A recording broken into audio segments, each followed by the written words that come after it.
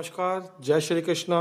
दोस्तों, इस वीडियो में मैं आपको हाथ में पर्वतों के विषय में बताऊंगा कि हमारे हाथ में कौन कौन से पर्वत होते हैं, इनका सीमा क्षेत्र क्या होता है।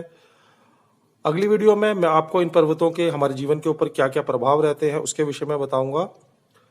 तो इस वीडियो को शुरू करने से पहले जिन लोगों ने मेरे चैनल को सब्सक्राइब नहीं किया है वो प्लीज़ मेरे चैनल को सब्सक्राइब कर लें ताकि मेरी वीडियो की सारी नोटिफिकेशंस उनको मिलती रहे। तो दोस्तों, सबसे पहला प्रश्न ये आता है हमारे मन में कि आखिर ये पर्वत होते क्या हैं। हम हस्तरेखा विज्ञान के अंदर इन पर्वतों को क्यों देखते हैं। तो मित्रों, हस्तरेखा विज्ञान में हम पर्वतों को इसलिए देखते हैं क्योंकि इन पर्वतों से हमें पता लगता है कि जो व्यक्ति हमारे पास हाथ दिखाने के लिए आया है उसका जीवन कैसा चल रहा है, उसका जो व्यक्तित्व है वह कैसा है, उसके जीवन में कौन कौन सी घटनाएं घटित हो सकती हैं, उसके जीवन काल में क्या क्या उसके साथ हो सकता है, इसके विषय में हम उसके पर्वतों के द्वारा पता लगाने का प्रयास करते हैं। तो दोस्तों, आखिरकार ये पर्वत होते कौन कौन से हैं। तो दोस्तों, आप मेरा ये हाथ देखिए जिस प्रकार ये मेरा हाथ है, ये जो स्थान देखिए, ये कुछ स्थान है हमारे हाथ में बने हुए हैं ना हमारे हाथ में। तो इसमें क्या है, कुछ फुलावट है, कुछ दबे हुए हैं, कुछ उभरे हुए हैं। तो ये जो हमारे स्थान है इनको हम हस्तरेखा विज्ञान में पर्वत कहते हैं। तो ये जो पर्वत है, जिस व्यक्ति के हाथ में ये जो पर्वत हैं जितने सुंदर होंगे, अर्थात ना तो बहुत ज्यादा फूले होंगे ना बहुत ज्यादा दबे होंगे, उतना ही अच्छा उस व्यक्ति का जो जीवन है वो माना जाएगा। तो हस्तरेखा विज्ञान के अंदर जब भी कोई व्यक्ति हाथ दिखाने के लिए आता है तो सबसे पहले जो ज्योतिष होता है वह उस व्यक्ति के पर्वतों पर नजर डालता है, देखता है कि उस व्यक्ति के जो पर्वत हैं वो कैसे हैं। इस वीडियो में मैं आपको इन्हीं जो पर्वत हैं इनके विषय में बताऊंगा कि हमारे हाथ में कौन कौन से पर्वत होते हैं, उनके सीमा क्षेत्र क्या क्या है, कितनी सीमा के अंदर हम उन पर्वतों को देखने का प्रयास करते हैं। तो इस वीडियो में मैं आपको इसी के विषय में बताने का प्रयास करूंगा। तो चलिए दोस्तों, इस वीडियो को शुरू कर देते हैं। तो दोस्तों, जो हमारी सबसे पहली जो उंगली होती है उसको हम गुरु उंगली कहते हैं। जो हमारी सबसे पहली उंगली है ये वाली, इसके नीचे का जो ये स्थान होता है, ये वाला जो स्थान होता है, इसको हम गुरु पर्वत कहते हैं। क्या कहते हैं हम इसको? गुरु पर्वत।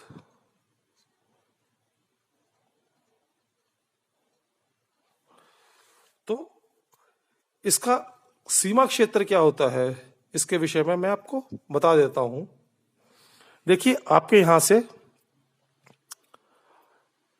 हृदय रेखा निकलती है जो इस प्रकार से जाते हुए गुरु स्थान तक चली जाती है। इस स्थान से एक रेखा निकलेगी, वह आपके चंद्र स्थान तक चली जाएगी। इसको हम बुद्धि रेखा कहते हैं। इसके साथ में जुड़ते हुए एक रेखा इस प्रकार से नीचे गिरेगी, इसको हम जीवन रेखा कह देंगे। तो जो हमारा गुरु पर्वत है इसका सीमा क्षेत्र क्या होता है। तो ये जो आपकी तर्जनी उंगली है, इसके बिल्कुल इस स्थान में, बिल्कुल इसके सेंटर में से आप नीचे की तरफ सीधा आ जाइए और हृदय रेखा तक जितना भी ये स्थान है, इस सारे स्थान को हम गुरु पर्वत कहते हैं। तो दोस्तों, इसके बाद हमारा जो दूसरा पर्वत होता है वह होता है शनि पर्वत। तो शनि पर्वत के विषय में भी मैं आपको बता देता हूं। जो हमारी ये वाली उंगली है मध्यमा, इसमें से आप बिल्कुल सीधा नीचे आ जाइए और आपके हृदय रेखा तक जो भी स्थान है उसको आप क्या कहेंगे?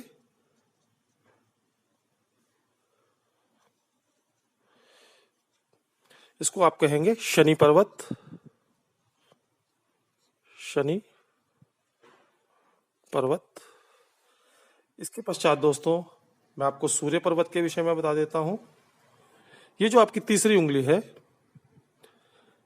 अनामिका, इसके इस स्थान से बिल्कुल सीधा आप नीचे आ जाइए और हृदय रेखा तक जितना भी ये स्थान है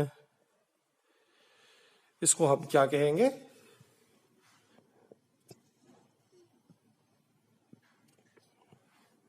सूर्य पर्वत। सूर्य पर्वत। और इस उंगली से इधर का जितना भी भाग है इसको हम क्या कहेंगे? बुध पर्वत।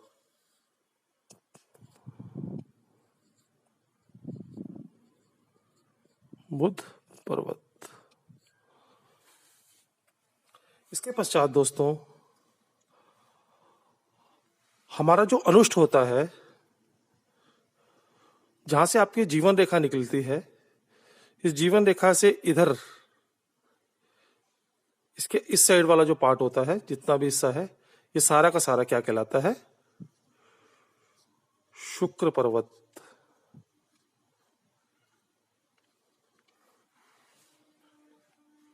उसके पश्चात ये जो आपकी बुद्धि रेखा जा रही है, इसके नीचे का जितना भी भाग है ये वाला, इसको हम क्या कहते हैं? चंद्र पर्वत।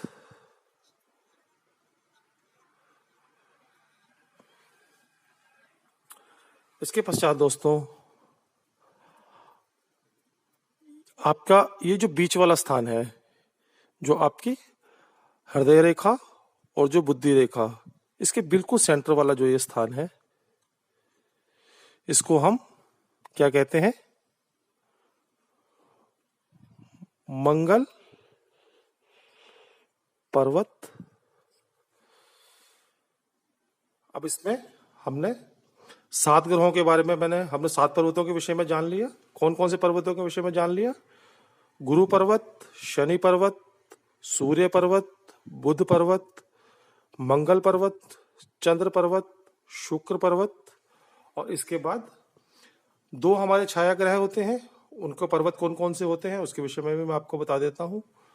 जो आपकी ये मध्यमा उंगली है, इसको आप इस स्थान से मोड़िए, इस प्रकार से ऐसे मोड़िए, तो जहां पे ये स्थान पे आकर के गिरेगी वहां पर शनि के नीचे का जो स्थान होगा, बस उतना ही वो जो स्थान होगा उसको हम क्या कहेंगे? राहु पर्वत। और ये जो आपकी जीवन रेखा बिल्कुल अंत में जहां पे बिल्कुल ये गिर रही है, शनि की जो आपकी उंगली है उसके बिल्कुल नीचे जहां राहु है उसके बिल्कुल नीचे यहाँ पे ये जो आपका स्थान है, इसको हम कहेंगे केतु पर्वत।